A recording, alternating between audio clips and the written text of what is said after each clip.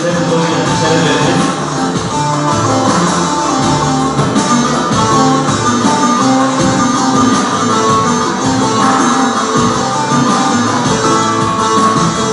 Aşık Celil dalı taş dinliyor gözüm yaşı.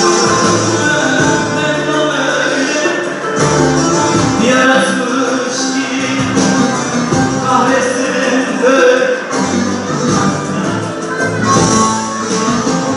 Aman o ya canım o ya, aradım ben diyar diyar, gece gündüz çok yalvardım, belki yüce Mevlam duyar.